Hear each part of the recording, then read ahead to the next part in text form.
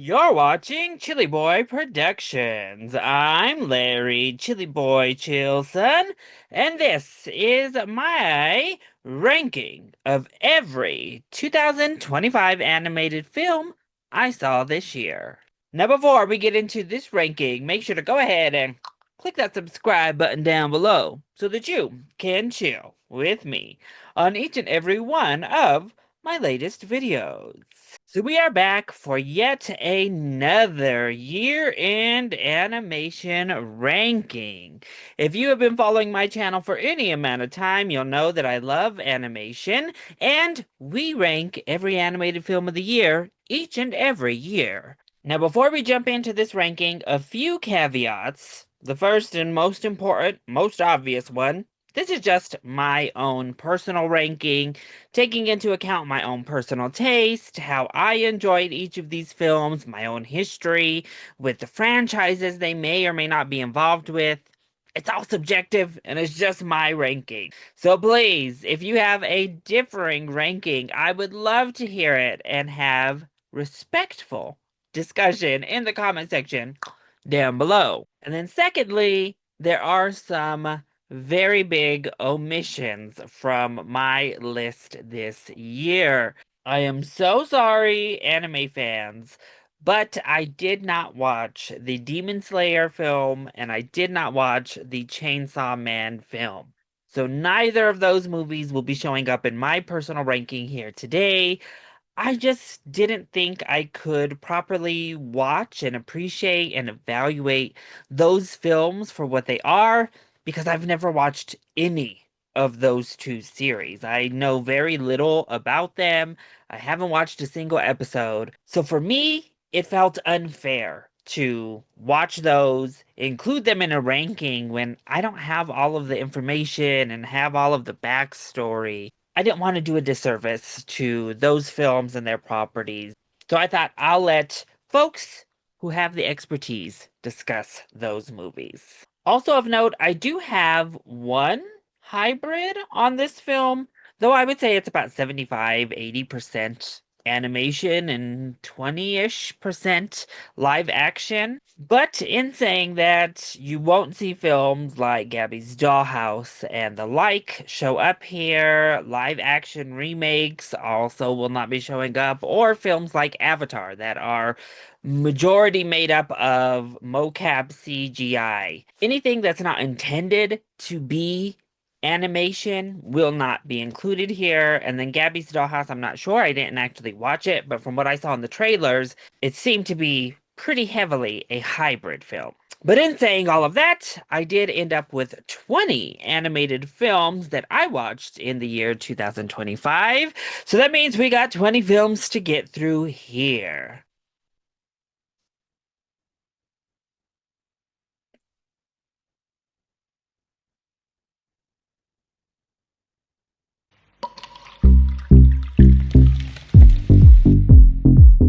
So kicking us off is easily the worst animated film I saw this year, and that is Fixed. Oh my goodness. Okay, this was an adult animation that came straight to Netflix from animation icon Gendy Tartakovsky. And it looked like maybe it could be okay, but even the posters really put me off. It pretty much reminded me of being an animated version of the live action film Strays. And I'm here to say I would just like to never see a raunchy comedy about dogs again at this point. They're terrible, not funny, not entertaining, and I think Fixed is actually probably even worse than Strays. Just crass and gross. It had the exact same vile jokes just told over and over and over again. The same three jokes about like the very old school style and those iconic cartoons we know him from to just ugly and unappealing. I highly doubt even fans of really gross, crude humor would enjoy Fixed because just flat out, it's an unfunny mess of a movie. Yuck. I highly doubt even fans of really gross, crude humor would enjoy Fixed because just flat out, it's an unfunny mess of a movie. Yuck. I'd like to fix my brain to forget that I ever had to endure this film.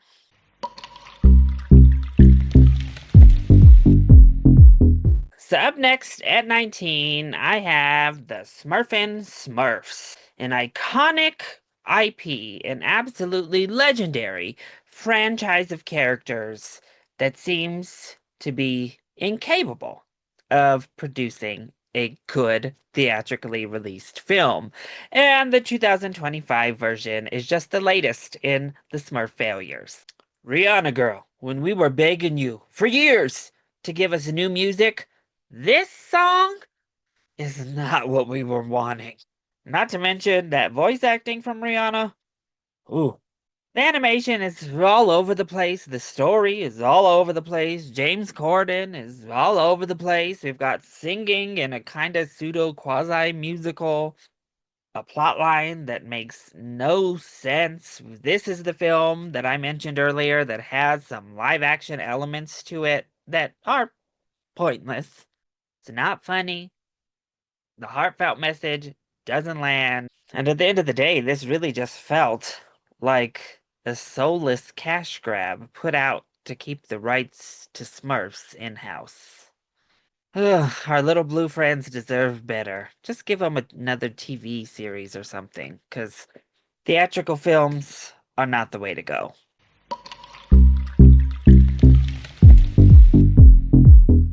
Number 18, we have The Twits, Netflix's latest Roald Dahl animated film, and their latest not so great effort in trying to bring Dahl's work to life. In the past, I haven't hated their efforts, their animated films based on his properties, but this is just hard to sit through. It's gross, it's grimy, it has very little appeal to it. The jokes are just not funny unless you really like nasty potty humor. What is there to laugh at here? The character designs are pretty much a mess across the board. These little bugs, like the Amelia Clark mama bug and that little baby.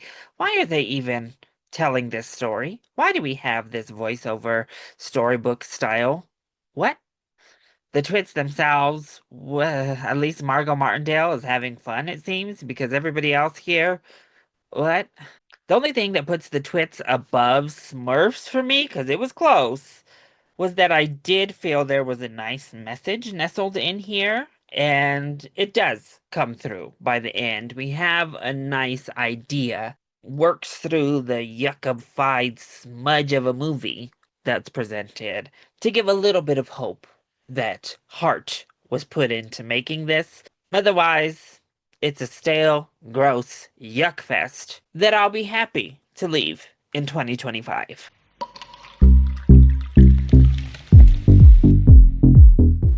17, I have Sneak, a movie that just seemed odd from conception. How about Toy Story, but with tennis shoes instead, with sneakers? What? Okay. The voice cast is solid here. I actually think it seems like most people are giving it an honest go. And there are messages here, just not really original messages or anything we have never seen before. Actually, that's the biggest problem for me with Sneaks, is that it's all so redundant and paint by the numbers. We've seen everything outside of talking shoes, literally, done here much better about a million times in a million other films. And even the shoe aspect has been done better in franchises such as Toy Story. Characters are quite uncanny and blocky, robotic, unsmooth movements. No, no.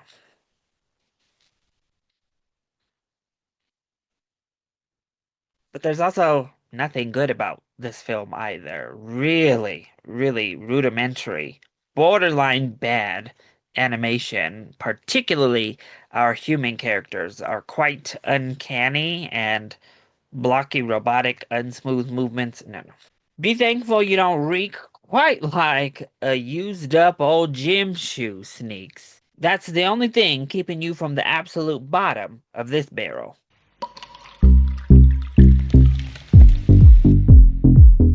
So I have to admit, the next two films on this list I think just aren't really for me, but I think a lot of other people enjoy them quite a bit more than I did. So don't stone me in the comments for having these so low, okay? Starting off with number 16, I have the SpongeBob movie Search for SquarePants. SpongeBob just isn't my thing. It's not really my style. The humor doesn't really do it for me. I've watched the majority of the theatrically released SpongeBob films, though I've never really watched the series or any of the streaming movies, and it just never quite floats my boat. What can I say? The animation is fine overall. It looks very much like SpongeBob animation. But the story is actually quite odd. The humor feels extremely juvenile to me. And the cuteness of the core messaging, it's nice and all. I just didn't have a very good time watching it. That's about it. So, okay. Okay. Okay.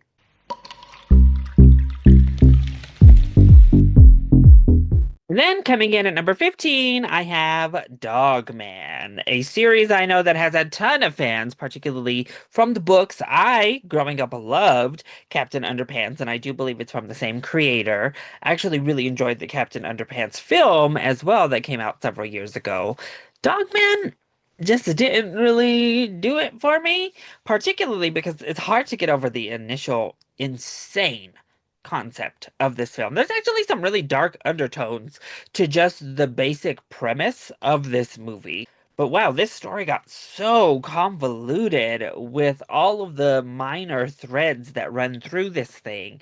The animation mostly is really cool. This is the type of style of animation I enjoy seeing from Dreamworks, but the story was too convoluted and all over the place. And once more, much like SpongeBob, and Smurfs, the humor just didn't work for me almost at all. So I wasn't really laughing, and I found myself kind of checking the time rather than having a good time watching this in theaters.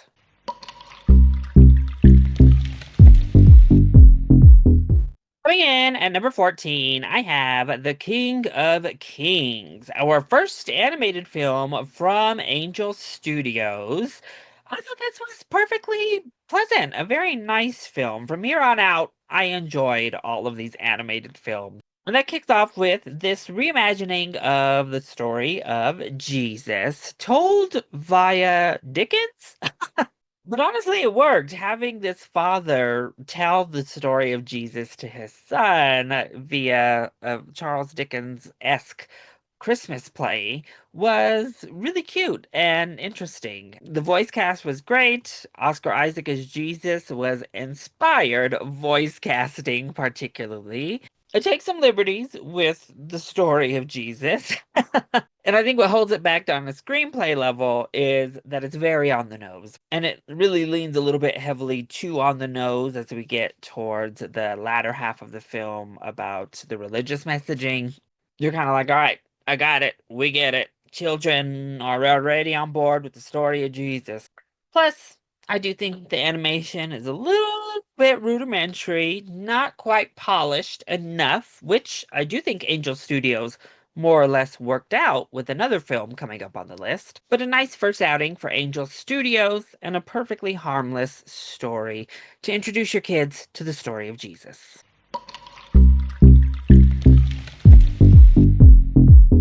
Coming in at number 13, I have Maxi Wow, Drag Super Shiro. Basically, I just had some fun with this. It's over the top, it's campy, it's drag, honey. And it makes no apologies for it. Having this alter ego drag persona come out and be a literal superhero was a lot of fun. The tears of a drag queen being needed for this over the top evil plan was also a blast. And basically, lip syncing for your life? What more could you ask for? But but more or less it's a tried or true story. Not too much original in the story itself. It's just we just add a little bit of lipstick and glitter to the top to make it truly sing.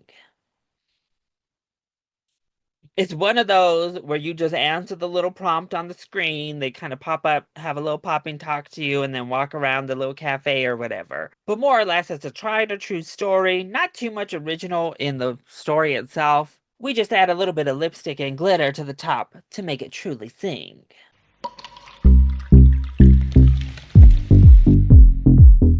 Coming in at number 12, we have In Your Dreams. So Netflix released this little animated film and actually saw it quite a bit before release. So In Your Dreams falls into this weird space where I absolutely love aspects to this film and then I really don't like other aspects to the film. Now, I love the entire divorce serious subplot here. My parents never actually even married each other. I was not from a nuclear little home. And I think having films like this really help kids feel represented in that sort of fashion because it's still not something you see all that often from animated films. We might see just one parent, but often the other parent's dead. But it's not too often we get to see this divorce line. And actually, this is the second Netflix film I know that has dealt with your parents separating from each other and how the child processes all of that. But I think this one handles the storyline of divorce much, much better. I also think a lot of the animation is beautiful. This dream world that we escape to is gorgeous. And there are a lot of really interesting world building ideas that take place there. Unfortunately, a common theme for me this year seems to be animated films and their humor not really landing. And that was a major issue for me when it came to In Your Dreams, particularly almost everything to do with this little brother. No, it didn't work for me. I thought they made him just a little bit too much overall. His habits, he's like this gross little pig pen boy who I'm like, what is really going on with this child? So really all of the humor doesn't work. I think the ending is also quite trite, and I did not love that. It all ultimately just kind of evens out to an alright film that I'm not going to remember too much about moving forward.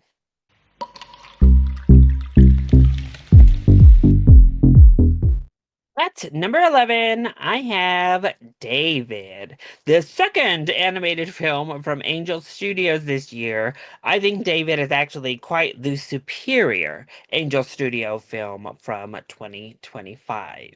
So I had no idea this was a musical heading into my viewing. And I quite enjoyed most all of the songs that they included here. And I thought most of our singing cast had quite nice voices. Obviously, we all know the story of David and Goliath, but I did appreciate that we continued on the path after Goliath with David's story. Obviously, there is more to the story of David than simply defeating the giant. And the animation looks so much better in this film than it did for The King of Kings. Everything is fluid, our character animations are adorable. May I say, though, actually, Angel Studios, you didn't have to make everybody so dang attractive for little animated biblical figures here. But I also loved David's connection to all these animals and their connection back with him.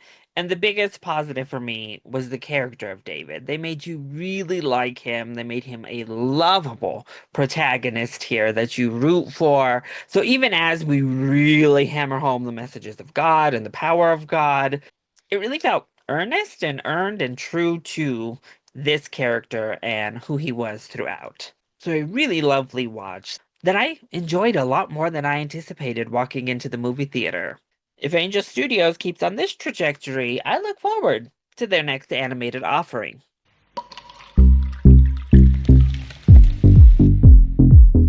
All right, so we are halfway through our list and kicking us off at number 10. This may be a little controversial at TIFF this year. And now I saw Arco at TIFF this year, and Enjoyed Arco, but I never quite fell in love with this film. Really well executed. It looks beautiful. I love the colors and the different animation influences that are very much present that aren't really well executed. It looks beautiful. I love the colors and the different animation influences that are very much present in this film. This idea of time travel and the kind of unique way they handle time travel and friendship is nice, but the story is just all over the place. These guys chasing our two children protagonist, this kid, and what he kind of like comes in and blows up this whole family's life. He basically sends this whole other timeline into complete and total ruins and shambles. And I think a lot of the more cute messaging is lost in that. Even some of the environmental messaging is lost in all of that because the story is just so jumbled and it feels like it goes on for a bit too long to where you're like, all right, Arco, can we get you back home, kid? Or what's going on? So this definitely falls under the umbrella of animated films I appreciate more than I love. I respect what it's trying to do more than I appreciate what it actually delivers.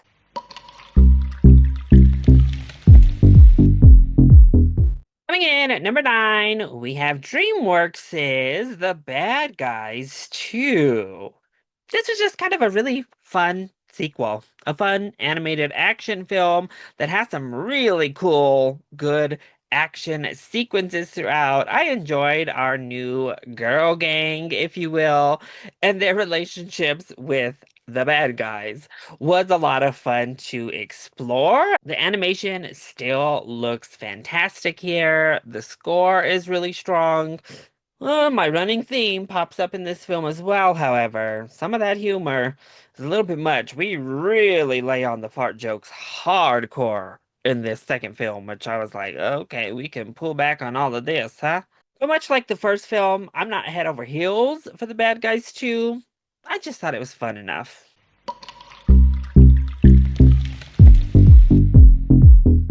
Coming in at number 8, I have Predator, Killer of Killers. What a year for the Predator franchise. In Dan Trachtenberg, we trust because, I don't know, he seems to be knocking it out of the park with all of his Predator films.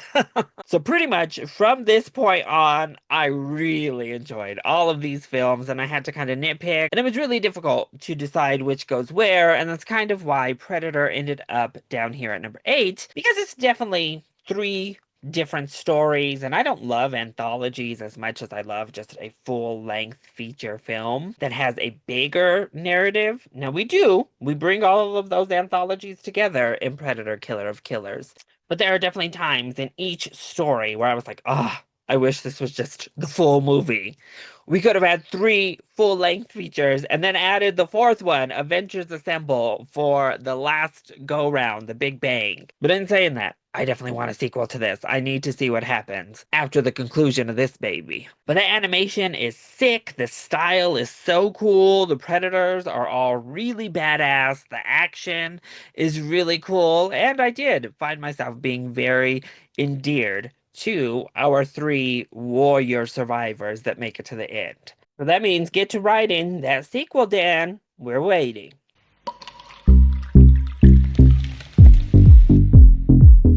Coming in at number 7, I have Scarlet. Mamoru Hosoda is back with his latest feature that just so happens to be a Hamlet adaptation.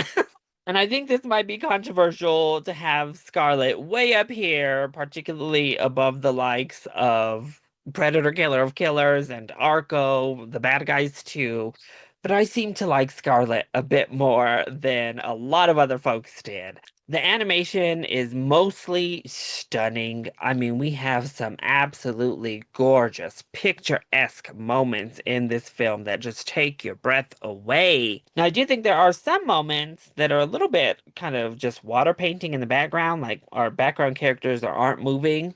But by and large, the animation looks great. I enjoyed our character of Scarlet, and this revenge tale really worked for me.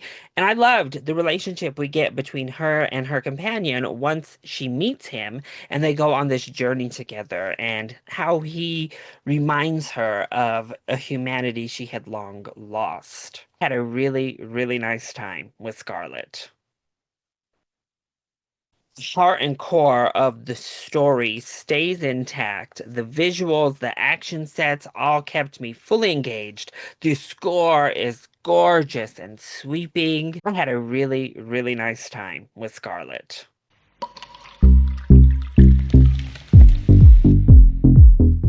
Number six, I have Ninja 2. Don't kill me for this one either. It just barely missed my top five. I know there are so many Ninja 2 fans out there. And I'm just going to say it up front. I sound like a broken record this year on my ranking. The biggest thing that held this film back for me was the comedy. It almost never landed. There were just so much potty humor in animation this year, and it was so present in this Ninja 2. I was like, oh my gosh, what is happening? And it really detracted for me, particularly in the first two-thirds of the film. Whenever we had downtime, we had a lot of attempts at comedy in there that just fell flat. And that's such a shame because when we're not trying to be funny and we're being awesome badasses, the movie's amazing. The action here is second to none. This animation for the action set pieces is jaw-dropping. The entire third act of this film, my mouth was on the floor because it was amazing. I also love our two lead characters, and I do find it a little bit ironic that China has crafted pretty much a literal gay allegory, gay story when it comes to Nasia and Nasia 2. What are we doing here? We're talking about it doesn't matter what the rest of the world says. It doesn't matter if these people accept you. Be who you are and live your life. Live your truth, honey. Be your gay dragon self. Come on now. They're literally soulmates that complete each other. China, you're not fooling anybody. It probably would have jumped in my top five even with the bad humor if they had acknowledged it for what it was. But I do love this story of vengeance once again being front and center here and overcoming that vengeance with love and with harmony and with awesome badass action set pieces. Now, where we lead off with this one as well, and that box office, we are clearly going to be getting a third film that I'm very excited to experience, as I've grown quite fond of our main duo and can't wait to see some more of them. Epic scaled dragon filled fantasy? Yes, please.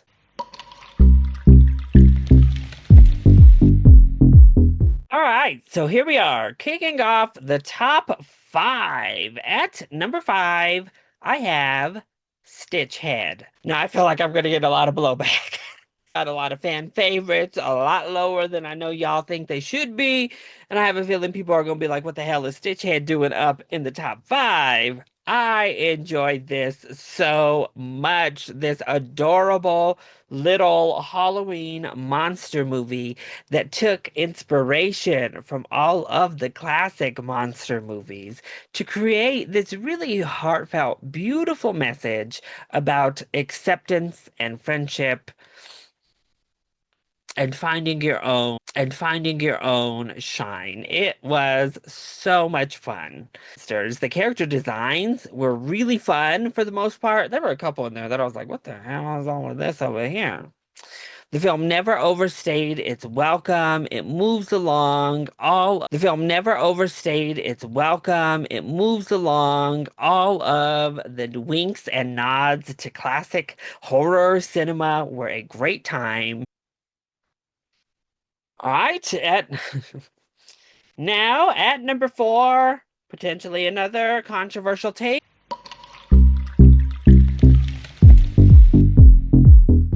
Now at number four, potentially another controversial take for being so high, I have Elio.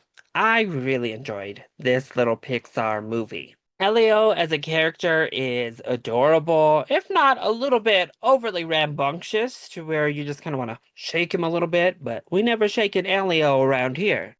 And the conflict resolution between him and the Zoe Saldana character is beautiful in the end. Actually, the ending of this film got me a little bit choked up. It got me in those Pixar feels by the end, and that's really what turned it around. I think it takes a little while. Everything leading up to us leaving Earth a little bit slow and I wanted us to move along. And then once we get up there, I needed more time with Alio and Glordon because their friendship is the glue that holds this entire film together. And those are the aspects that really made this sing. The third act, though, is fantastic stuff. The animation is absolutely gorgeous. The world building is stellar. The original score is also really good. So when you hit me in the feels and you get me on such a strong final act of a film, I can forgive a little bit of a slow start. Definitely not one of Pixar's best films, but I'd say one of the strongest animated films to come out of 2025.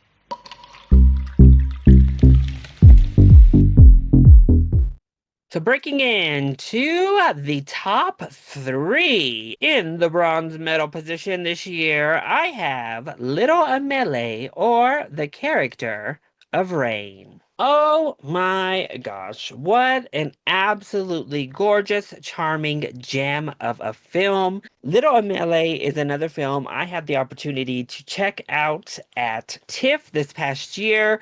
And as it started, I was like, what is really going on? This little baby thinks she is God. God is me. God is all of us. Where are we going with this weird kind of narration of the story? But as it develops and as it evolves and as we grow with little toddler Amele, oh, the idea of seeing oneself as God themselves and how that evolves was so beautifully handled. Obviously, this film is very slice of life, but getting to experience these little milestones of childhood through the eyes of this growing person was really beautiful and pure and, dare I say again, charming. Couple that with this absolutely stunning 2D hand-drawn animation, I was completely captured with Little Amele. A shorter animated film to come out of 2025, but one that packs an emotional punch that rivals every other film here on this list.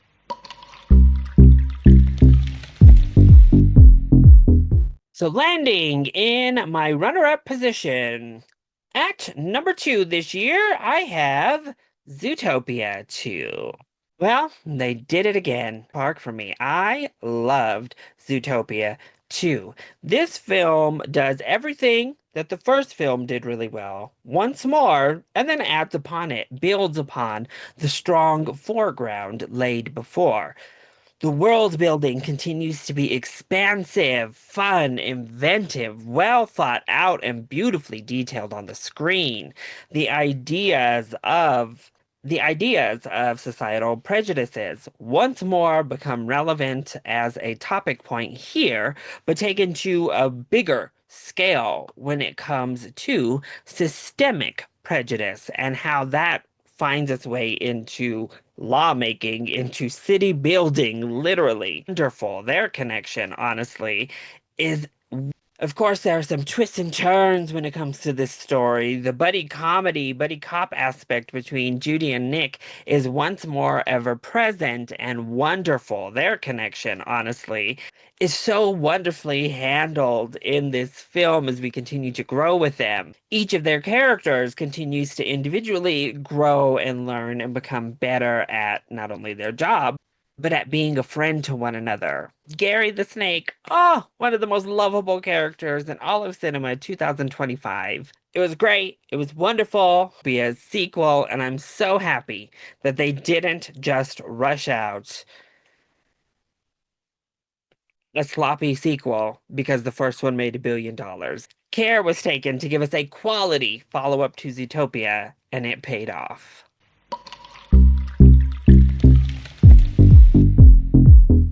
Well, coming in at number one, my favorite animated film of 2025. Well, you might have guessed it. It was K-pop Demon Hunters. Go ahead, call me basic, call me what you will. I loved K-pop Demon Hunters. This was the animated film for me when it came to 2025. It had everything I wanted. Amazing, well choreographed, well animated action set pieces. We had an entire soundtrack top to bottom of amazing songs, these beautiful earworms with fantastic vocals, and each of those songs perfectly were woven into the actual narrative of the story and were there for purpose to enhance the story itself. Our characters were fantastic. Rumi, as our lead, has a wonderful arc in this film that I think is so relatable to so many people that sends a great message to all watching. My baby Genu, one of the most complicated and amazing characters of this and any animated film this year. The animation style was fun. It was inventive. All of the influence brought in from different animated styles. The humor worked by and large for me on this one. We didn't have all that nasty potty humor here.